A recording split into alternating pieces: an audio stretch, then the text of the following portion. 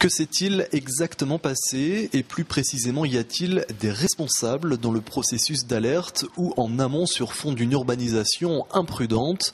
Deux questions qui sont au cœur de l'enquête, ouverte dès le surlendemain de la tempête et pour laquelle près de 150 sinistrés se sont portés partie civile afin d'obtenir des réponses, mais aussi pour que tout ceci n'arrive plus jamais.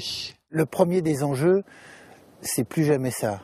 Et pour qu'il n'y ait plus jamais ça, il faut comprendre les mécanismes qui ont amené à cette situation. En 3 ans, des centaines de personnes ont été auditionnées, dont le maire de la Faute-sur-Mer, René Maratier, mis en examen pour homicide involontaire et mise en danger de la vie d'autrui. L'enquête qui pourrait se terminer dans les tout prochains mois pourrait également aboutir à un procès courant 2013, au plus tard début 2014.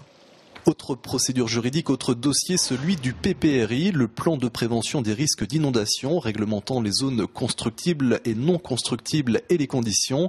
Des documents actés par les services de l'État en juillet dernier et attaqués d'abord par l'association L'Avenir Ensemble, suivi des 2 municipalités et de l'ADPF, l'association pour la défense des propriétaires fautais.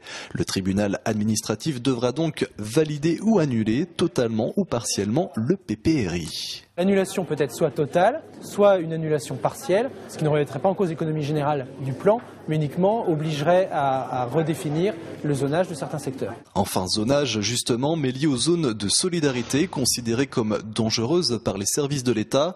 À l'Aiguillon et à la Faute-sur-Mer, il serait encore un peu plus de 100 à se battre pour conserver leur maison.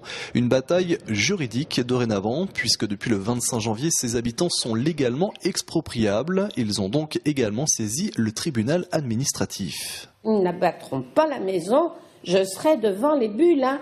Ça, ils l'écrouleront pas, hein, tant que je serai vivante. Hein. Des sinistrés toujours bien décidés à se battre jusqu'au bout, 3 ans après Xynthia, engagés dans des batailles administratives et juridiques pour lesquelles le temps peut paraître bien long.